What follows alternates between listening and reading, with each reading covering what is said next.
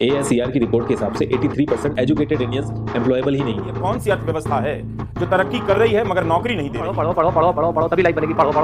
I hate education. कि ये awareness होनी चाहिए कि स्कूल और कॉलेज ने शायद हमें किस ढंग से कहीं ना कहीं इनकेपेबल बना दिया। नौकरी उपलब्ध कराने वाली कंपनी का अनुमान है कि इस साल 15 लाख इंजीनियर पास हो रहे हैं। इनमें से मुश्किल से 1.25 लाख को ही नौकरी मिल सकती है। 10% को भी नौकरी मिलने की उम्मीद नहीं है। किसी महापुरुष ने कहा है कि कामयाब होने के लिए नहीं, काबिल होने के लिए पढ़ो। सक्सेस के पीछे मत भागो, एक्सीलेंस का पीछा करो। सक्सेस मार्केट मार पीछे आएगी। अगर IIM और IIT से पास करने वाले छात्रों को नौकरी के लाले पड़ेंगे तो बाकी की क्या हालत होगी? अगर लता मंगेशकर के फादर ने उसको बोला होता कि तू फास्ट बॉलर बन जा, या सचिन तेंदुलकर के फादर ने उसको बोला होता कि तू सिंगर बन जा, तो सोच आज वो कहां होते।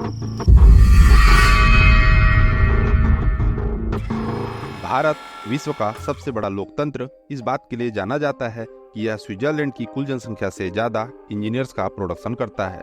फिर भी स्विट्जरलैंड रिसर्च और इनोवेशन के क्षेत्र में विश्व में नंबर 1 बना हुआ है। स्वतंत्रता के बाद से भारत ने विज्ञान में 0 नोबेल पुरस्कार जीता है, जबकि अमेरिका ने 100 से अधिक नोबेल प्राप्त किए हैं। आश्चर्यजनक रूप से ASER रिपोर्ट के अनुसार 83% शिक्षित भारतीय रोजगार योग्य नहीं है। जब हम सुंदर पिचाई और सत्या नडेला जैसे नामी भारतीयों का उल्लेख करते हैं तो यह ध्यान देने योग्य है कि उन्होंने भी अपनी शिक्षा भारत के बाहर हासिल की। इन समस्याओं की जड़ में जाने के लिए हमें थोड़ा पीछे चलना होगा। जब ब्रिटिश राज का शासन था तब ईस्ट इंडिया कंपनी के सामने 2 मुख्य चुनौतियां थी: भारतीयों के साथ संचार और कामकाजी क्लर्क की आवश्यकता। इसके समाधान के लिए थॉमस बैबिंगटन मैकाले ने 1835 का अंग्रेजी शिक्षा अधिनियम पेश किया, जिसके माध्यम से उनके दोनों उद्देश्यों की पूर्ति हुई। वे चाहते थे कि कुछ लोग चुपचाप अपने डेस्क पर बैठें और बिना सवाल पूछे अपने काम करें। ऐसा करने के लिए उन्हें अंग्रेजी का ज्ञान आवश्यक था। भारत में अंग्रेजी एक भाषा से अधिक एक वर्ग का प्रतीक बन गई है। रूस, चीन और फ्रांस जैसे देशों में अंग्रेजी के प्रति इतनी अधिक आसक्ति नहीं है। अगर किसी का अंग्रेजी में ज्ञान कमजोर है तो उसे खराब संवाद कौशल के रूप में देखा जाता है। हालांकि हमारे शिक्षा प्रणाली में अब भी रोट लर्निंग तकनीक का चलन है, जिसके माध्यम से अधिकतम अंक प्राप्त करने वाला छात्र भी वास्तविक जीवन में असंगठित रह जाता है। उदाहरण के लिए, यदि कोई छात्र संस्कृत में 95% अंक प्राप्त करता है तो वह वास्तविक जीवन में संस्कृत बोलने में असफल रहता है। इस शिक्षा प्रणाली में प्रतियोगिता केवल रटने की होती है, न कि समझने की। गणित के सूत्रों से लेकर इतिहास के भारी पुस्तकों तक सब हमें याद कराने के लिए बोझिल किया गया है, जबकि हम गूगल जैसे प्लेटफॉर्मों के माध्यम से आसानी से सारी चीजें खोज सकते हैं। बच्चों को एक ही पाठ्यक्रम पर आधारित शिक्षा दी जाती है, उनकी क्षमताओं का ध्यान नहीं रखा जाता। इनोवेशन का कोई मूल्य नहीं होता है और माता पिता अपने बच्चों को हमेशा डॉक्टर या इंजीनियर बनाने के लिए मोटिवेट कर रहे होते हैं।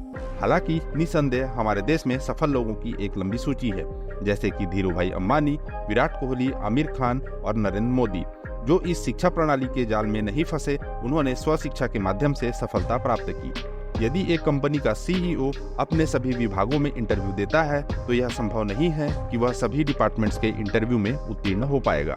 फिर हमें कौशलों की चर्चा क्यों नहीं करनी चाहिए? हम अपने जीवन का एक बड़ा हिस्सा इस शिक्षा प्रणाली में बिताते हैं, केवल यह सुनिश्चित करने के लिए कि हम कंपनियों के मालिक के सपनों को पूरा करें।